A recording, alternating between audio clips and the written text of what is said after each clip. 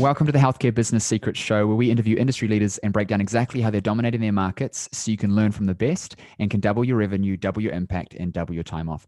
In this episode, we're talking with Justin Andrews. Justin is a fitness coach, entrepreneur, and co-host of the super successful podcast show, Mind Pump Radio. Welcome to the show, Justin. Hey, thanks for having me. You're doing ridiculously well in the podcasting space and building programs like we're talking about in the pre-show for people to be able to get healthy, get fit, get strong, etc. Give us a little bit of a background on you and how you got into the space, because a lot of people like the idea of having podcast shows and things like that. But what kind of got you to the point of, I'm going to get into the fitness space, I'm going to start a podcast, and I'm going to build a business off the back of it? Yeah, I mean, it was a really interesting set of circumstances that brought me to where we are now. I started out as a personal trainer, and this was about 5 or 6 years in the industry of just working for myself and creating a business for myself that was viable, and lots of learning experiences that I went through to get to a point where I was successful and had a good clientele and a good base. And I had met a few other entrepreneur type trainers in my time around here in San Jose, where I'm from, and I basically just by chance had reconnected with Sal and Adam. Actually, just Adam first. Had worked with him in the past. He was my manager, and we were talking about different things that we were working on. I, at the time, was working on writing a book. I was working on creating an app, and we had similar interests in mind, and decided that there was this new thing out there called podcasting, and we wanted to, look into it and see. Uh, we felt like it was a viable way to bring more people into promoting these types of things like a digital book or programs, things like that. So we really just by chance of timing and the popularity that podcasting was providing and growing, we kind of just stumbled into it. And at that time, we started to think more seriously about it and recruit people to join us in the conversation. And this is where Sal and Doug, we met them, and they had a similar passion that they were actually working on a program themselves that they were trying to market. And we figured that we could just align each other's efforts and really, create something where we could at least have a good marketing funnel to kind of direct people in that space. It just turns out that that was the thing. That was the thing that people responded to the most, was the podcast, because of the chemistry that we had immediately. So we have totally different backgrounds in terms of our different style of being a personal trainer and being in the fitness industry. I personally took on a lot of clients that were more sport specific, and also, fat loss driven and rehabilitative type of clients. And Sal had a little bit more of the rehabilitative wellness background, but also was, into bodybuilding. And Adam had actually basically just got his pro card for being a physique competitor. So Yeah.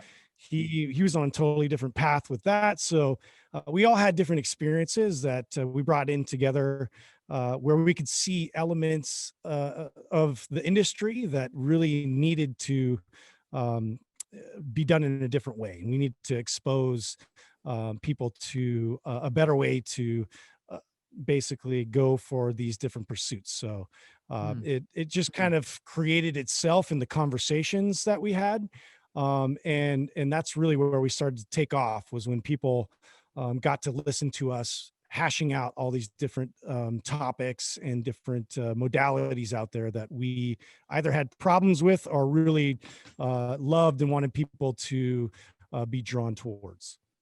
So it sounds like it definitely came from a place of passion of wanting to share first versus going, I'm going to make a business decision. I'm going to start a podcast because I want to get clients. Right. And so if you want to add to that, because I think that people often think, oh, I want to start a business, podcast as a tactical thing. And then they get into it and it's super boring. There's no energy and they just don't really care. And so they give it up because they're going in the wrong mindset with it. Yeah, I think too, we were in a different stage in our careers. We all had established successful businesses outside of the podcast. And so we weren't super dependent on the podcast being successful right out of the gates. And it was a unique position because we could record once a week, but we still had sort of our different careers that were paying the bills. But we just really enjoyed it. We really enjoyed the conversations because it allowed for a lot of things that we had issues with to get other perspectives and really fine tune our message and figure out how we could put out more valuable content that people would benefit from. So yeah, the initial thought of the podcast wasn't to create this awesome business out of it, more to just enjoy the conversation and also hope that other people enjoyed it, Mm, which thankfully that did happen. And we didn't have any plans on monetizing, so which I found has been a big um, something I tell people that are just getting in the podcast industry: don't get into it to try and monetize right away. Really try and find your voice and really see what the audience, where they find value and what you can provide and get better at, to then create something that's geared more towards the listener. So it was a long process for us. We didn't monetize for about a year until we grew a substantial audience that was actually then asking us for a product, asking us for a solution mm. to a lot of the problems we were presenting. Yeah, I think that's the key with everything in social media, podcasting, YouTube. Like most people look at it and thinks, I have to do this thing. I'm going to make some content. People treat YouTube channels like that. They just make videos and just put them up there. And I think it's just more apparent with podcasting because no one's going to listen if it's crap. You know what I mean? Like there has to be genuine value and interest and energy. And half of it, I think, is your energy that you bring to it. Like if you're not passionate about the thing that you're doing, then that's going to come across super easy. But it's also going to be hard for you to even keep up with the like building something like this.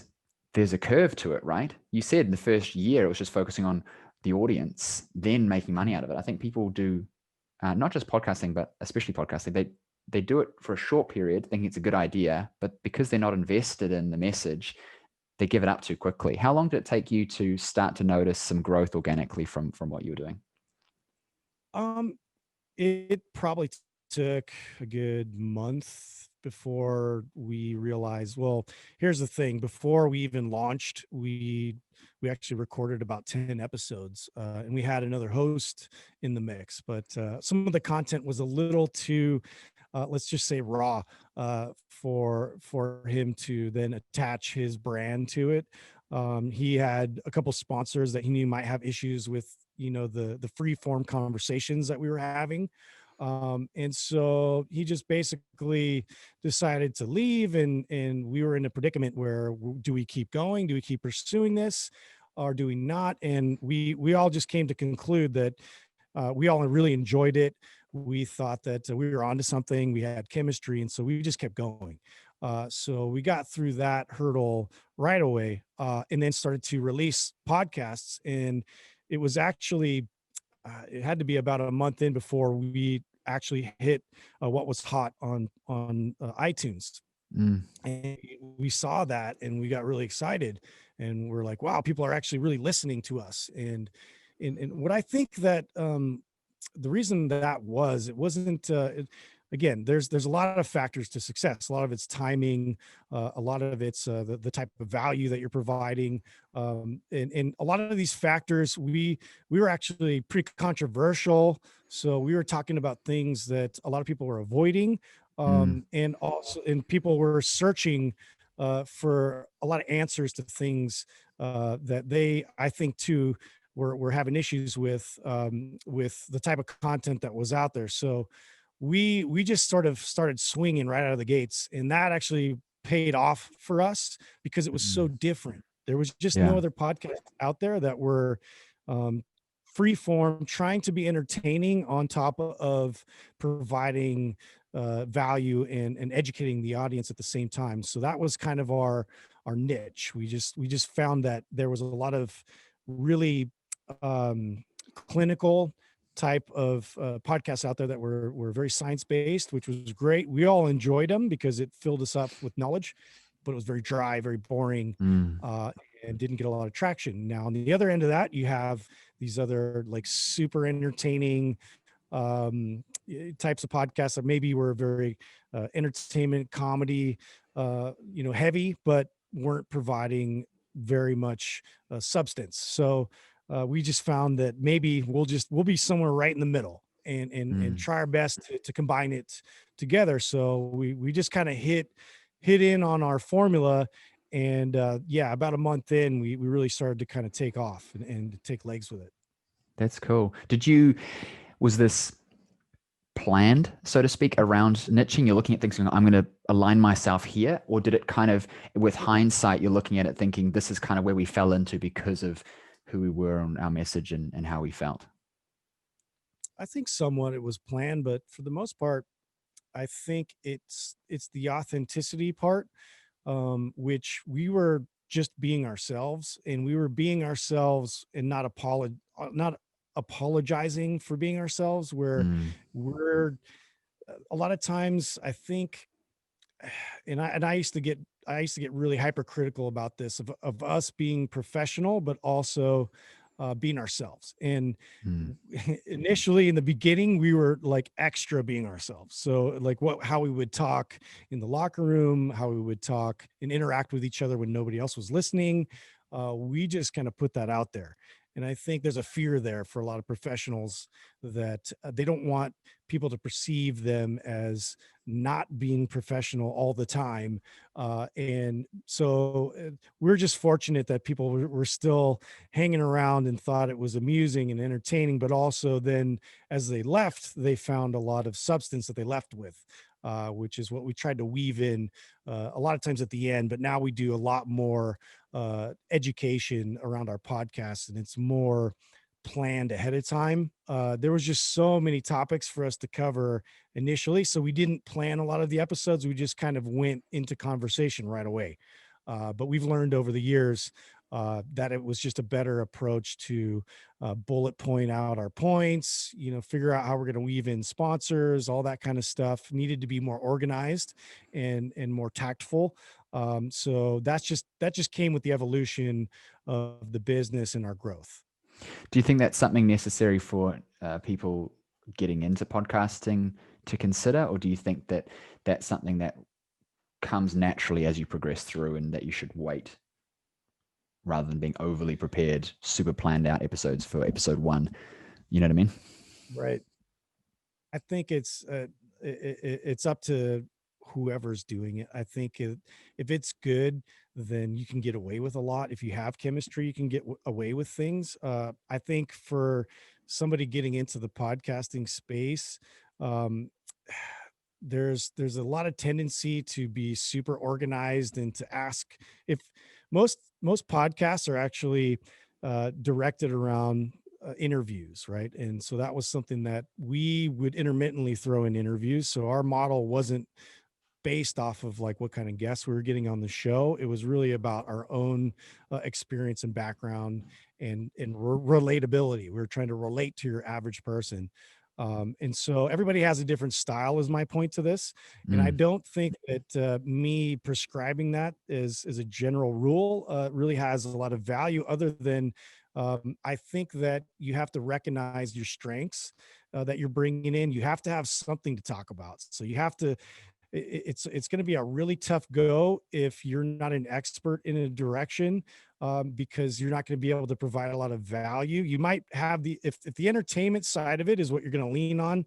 I would hope that you have some experience there in terms of maybe you were in the entertainment business, or maybe you're a comedian, or you're an actor, or you have some kind of credibility in that direction, versus just having a general conversation like you'd have with your friends. I think initially that's fun, but it doesn't have any kind of staying power. So mm, if you're going to look at these days, because it's so competitive, I really feel that if you're coming in from another industry and you have some insight that you can share and be really open and not have all these paid walls to get to it, the more you give, the more people are going to respond to that, and you're going to build a really great, passionate audience around that.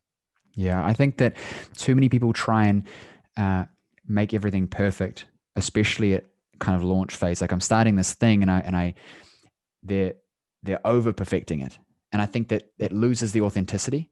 But at the same time, yeah, you don't want to just run wild and do whatever, because that's not going to last, and not going to be sustainable. But especially for our listeners, it's not about having this perfect setup. You don't have to have all the fancy stuff and the fancy planning and everything prepped out, especially for health professionals, because we have knowledge, we know stuff. It's about being authentic, and I like what you shared earlier, where you said that there's this element of pushing the envelope a little bit and being authentic while still giving value, and not being so restricted and professional the whole time. Because I think that gone are the days of, especially in health, it's like doctors are not gods anymore. Your grandmother, maybe your mother might think so, but especially grandma. But these days we're looking for this person that we can connect to, who has the information but is relatable, because we're picking a coach, for lack of a better term. We're picking someone to facilitate us getting an outcome, not just the one with the most knowledge, because we are searching things ourselves. And that's the point of a podcast, is to connect with people. It's people I've brought on the show who, Ken Berry, for example, he's got 1.2, I think it is, million followers on YouTube, runs a YouTube show. Just a great doctor, but just a dude with AirPods in, right? It's just in his office in a t-shirt, talking about stuff that's relevant, because he's focusing on the value and giving it authentically, like a conversation, rather than having a Mhm. perfect setup. And I think that stops a lot of people as well. Like, a lot of people have a lot of knowledge. It'd be entertaining. They'd want to share it. It'd help a lot of people, but they worry too much about being perfect. So definitely. Yeah. Now, when you're looking at the landscape of podcasting now, what are some key things? If I was to be starting a podcast, I've got knowledge, maybe I pre-recorded some episodes, but I just haven't launched yet. Is it something, are there things that I should be doing, shouldn't be doing, or does it not really matter when it goes about actually launching it? If you know what I mean, like, do I just upload videos? Should I have a few of them? You know what I mean? Is there little things like that, or? Mm. Yeah, I think video is something to consider. W- we've done a lot of iterating, let's just say. So we were very much off the cuff, and we were ready, set, go. Typical entrepreneurs, where we just sort of jump off the cliff and then figure out how to build the parachute on the way down.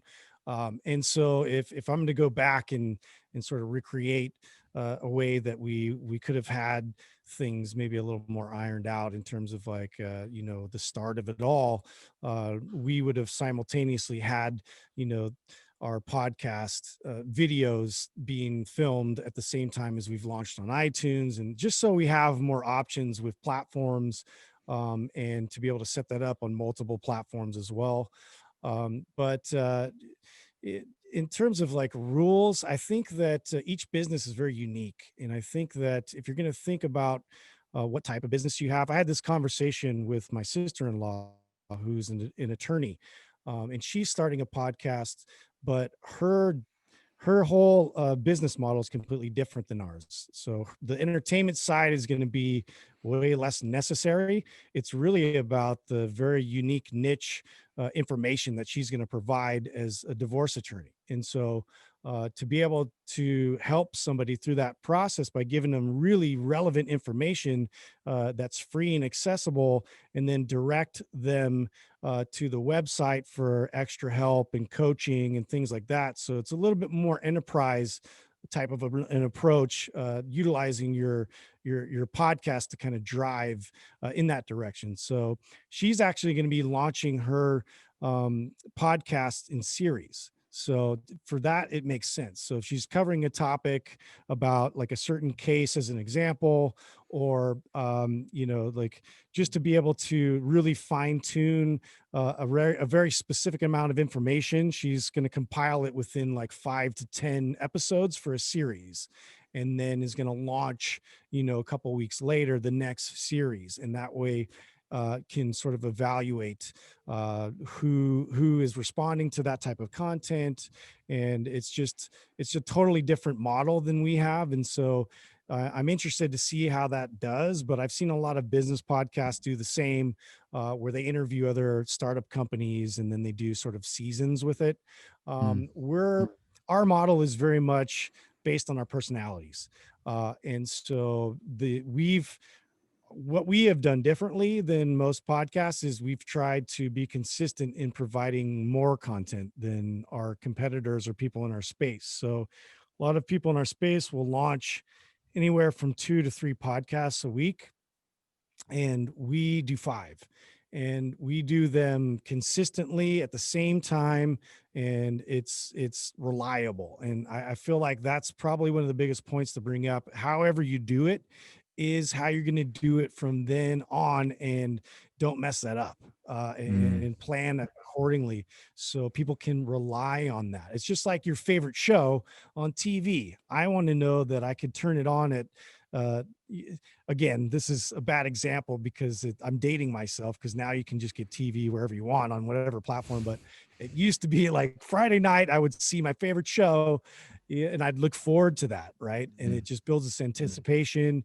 And I don't want to let the audience down from that respect. So, again, it would really depend on what type of business model that the podcast was kind of operating off of, and what their desired outcome was with it, um, for me to give a better advice in that direction. Yeah, yeah, okay. If you had a were running a podcast, you were an expert in a particular area, and you were looking at driving business from it, do you feel like? Well, first question: do you feel like podcasting could be the way to go to definitely drive more traffic into a business, or is it more focused on nurturing an existing audience? And then, what would your advice be around driving people into business if you've got offers for whether it's consultation or programs, etc.? Yeah, I think podcast is something everybody needs to consider now. I mean, it's proven itself as a powerful way to convert traffic and to build trust within your consumers. This is something that hasn't really been an option before, to really provide something that's in depth. It's not just like a short clip that you're trying to hook people into, buying into the rest of your ideas. It's really about, do they trust you or do they not? Do they believe, in what you have to say, and are they bought into your authority, or they're going to let you know? And the ones that do, but like really buy into your philosophy and understand, what you're presenting, become almost fervorous, and they really want to dive deeper into anything and everything that you're going to present to them afterwards. So, a podcast audience person, a client, a potential lead, is going to be exponentially more valuable than I think a lot of other platforms, like even YouTube. Although YouTube's probably pretty comparable because it's visual, and you're like, depending on the person putting out the content, you can provide a lot of really valuable content. But if they can really trust in what you're teaching them, they tend to go through all of your products and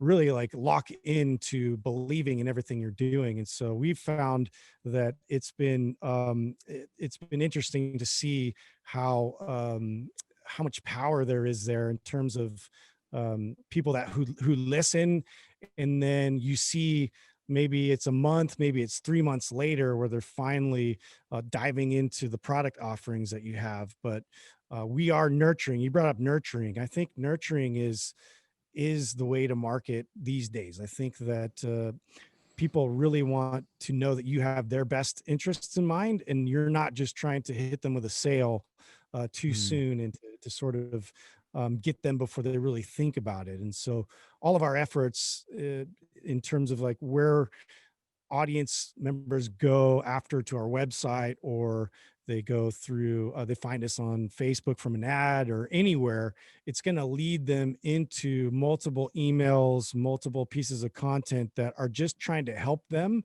gain more understanding about losing body fat, about gaining muscle, about an athletic pursuit, whatever it is that they're trying to accomplish. We're going to try and provide them with multiple steps in between of free pieces of content that are valuable. They're not just fluff, to get them to really buy in to who we are, and what we're all about before we present them with a sale.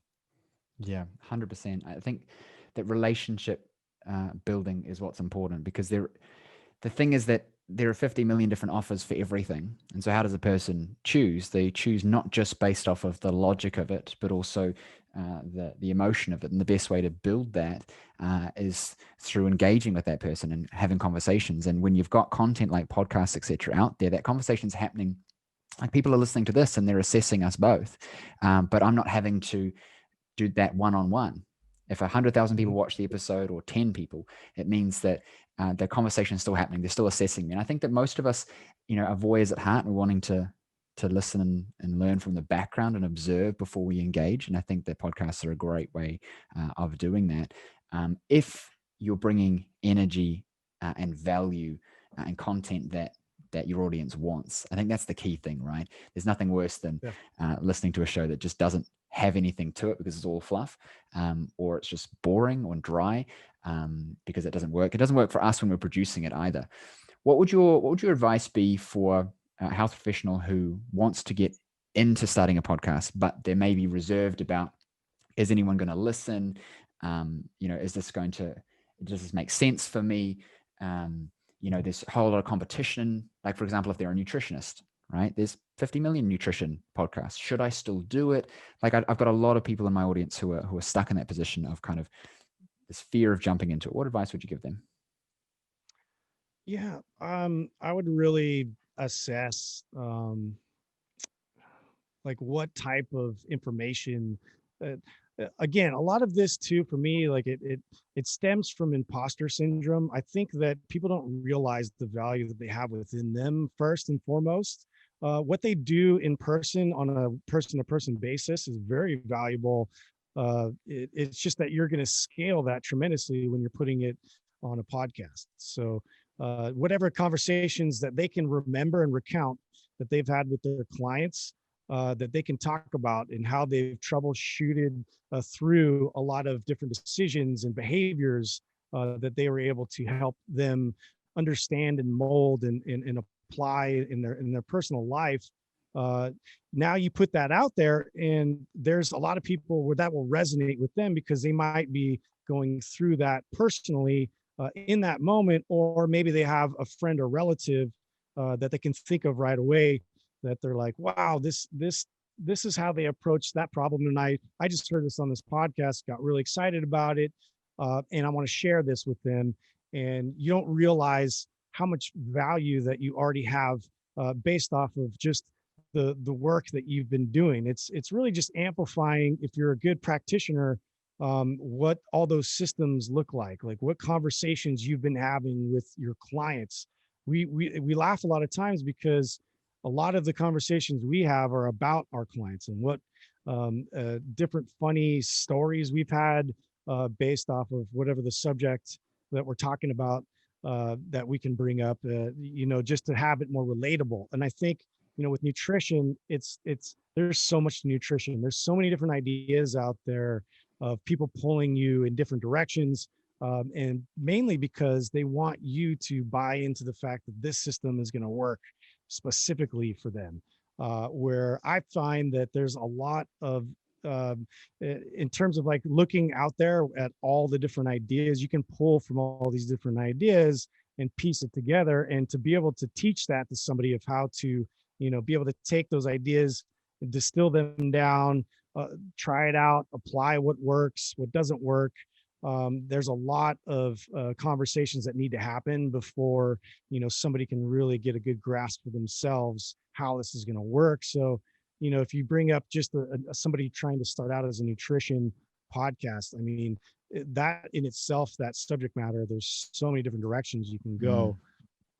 And you know in terms of the business end of it, what we've found is we've tried so hard, because there's three of us, to weave in a lot of our different background experiences. So we've covered a really broad base of information in terms of the fitness industry. I think it's probably a smarter idea to narrow it down a bit into more of a niche topic to start with, and really just hone in on your expertise in that direction, so people can, search specifically for that. This is something we've also learned later on, is the way that you title episodes, the very specific content you have that stays within that subject matter, the better, the better the chances are you're going to get more downloads, Mm, because it's very much just like you'd be searching a term on Google. You want to know just what to think about that. Let's say it's paleo, let's say it's the ketogenic diet, let's say it's something in that direction. I want to know all the details behind that and all the examples you can provide with that, and then just see how that goes and then branch out from there. But that would be my advice. I love it. And I love what you said around having conversations essentially in your podcast based off of the interactions you've had with clients. I think a lot of people try and rehash stuff like that. Like if you're a trainer, you go, or a chiropractor, for example, I got a lot of friends like this. It's like, okay, neck pain. Let's do a bunch of content on neck stretches. And I'm like, dude, there's enough neck stretch videos out there. Like someone can just YouTube it. What they want to know is what you think and what you care about and Yeah. your insight, not how to do a neck stretch. And of course, some of the, people can do those and they do really well. But I think that as a show, it's not about just ticking off the boxes. People are looking for Mhm. personality. They're looking for you. And I think if you're running a podcast that is based around the conversations that you've already had in clinic, there's more authenticity to it. There's more just you, in your head answering and providing actual value than trying to think of the best answer to give at that time. And it makes it unique. We can't be vanilla. There needs to be, different shades there. And too many of us I'm going to make a nutrition podcast and I'm just going to Yeah. talk about the same stuff. I feel like, yeah, I could feel like you could provide a lot of value by telling stories, and that's something that we're always trying to make sure that we challenge ourselves to come up with the stories for whatever podcast that we're doing. We all have an experience, whether it's with nutrition or whether it's a training modality that we've either applied personally or we've applied with our client, and people resonate the most with stories because it's that relatability. I think that you don't get that from textbooks, and you don't get that from your really super informative videos or super Mm. informative podcasts.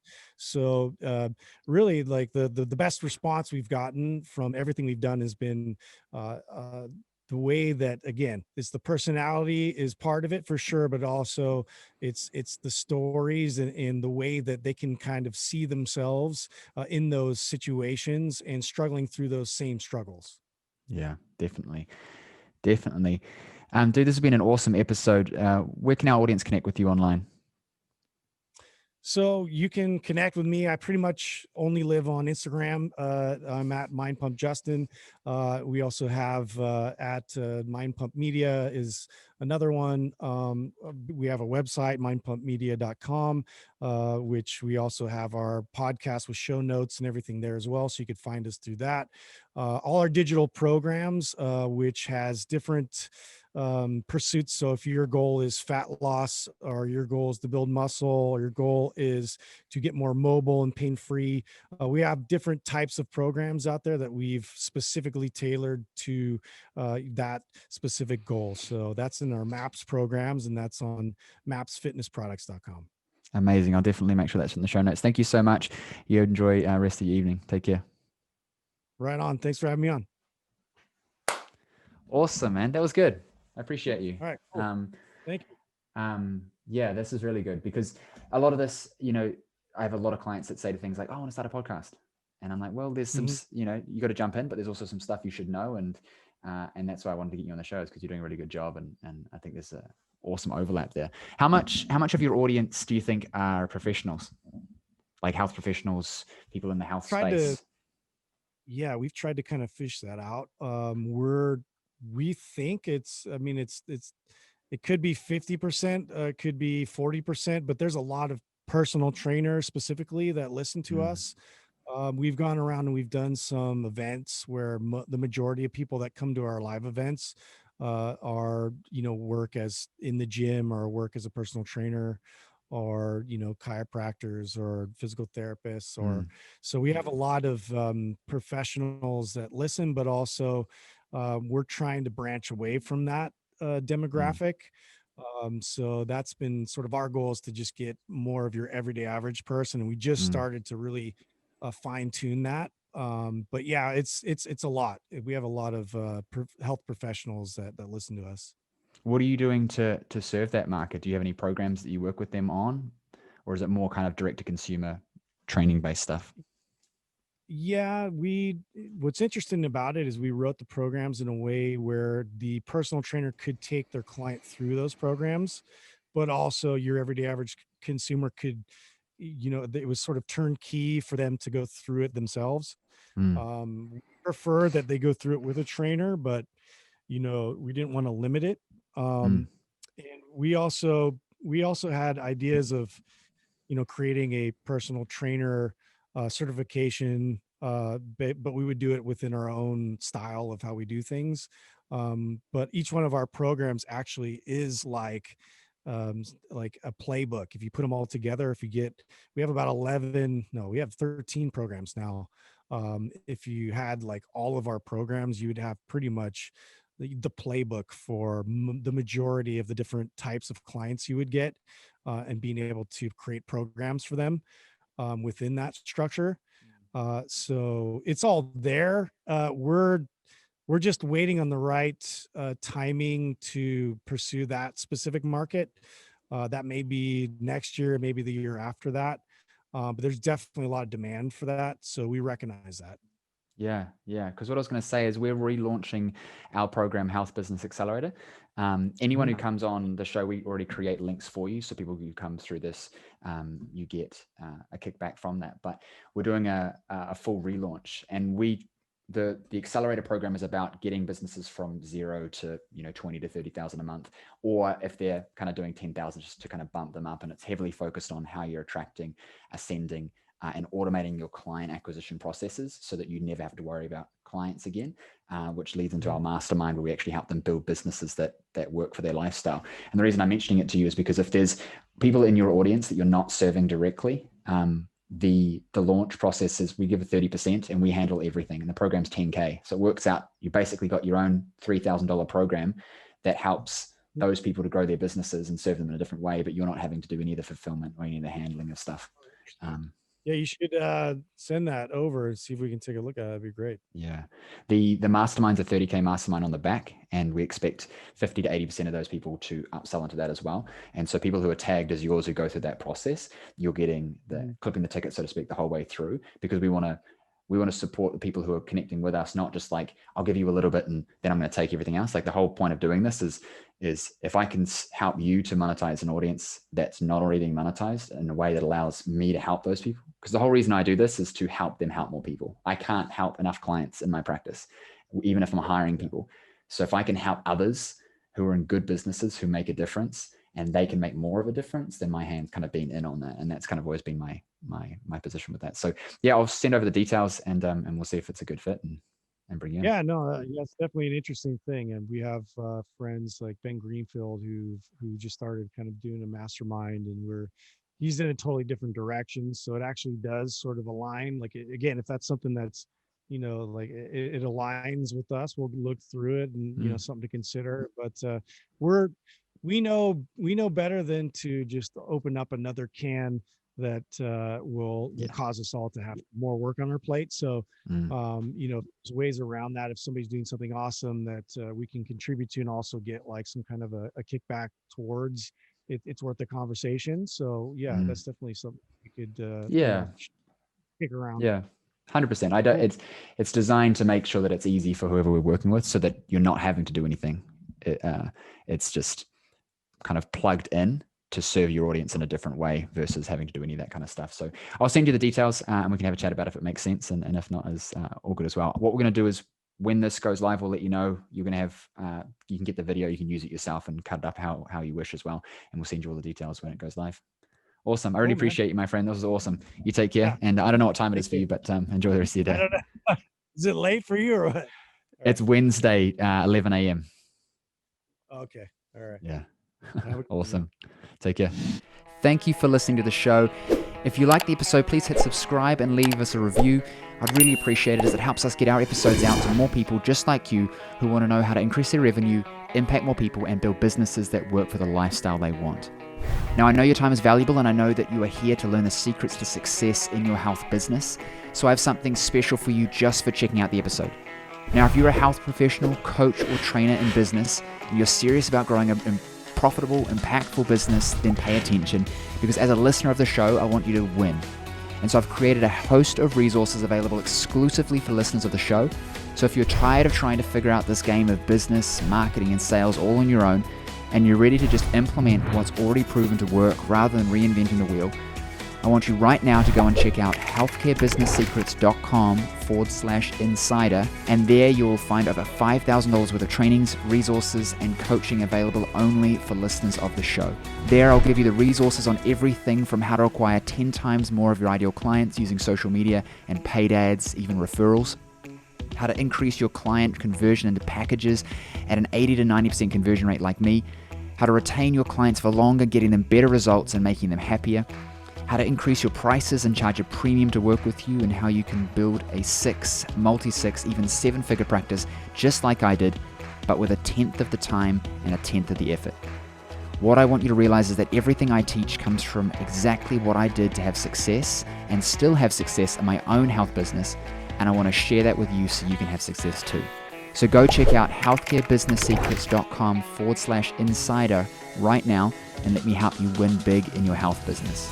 Also remember to subscribe for 2 episodes every week full of the secrets to have success in your health business, as well as leave us a review so we know what you thought of the show.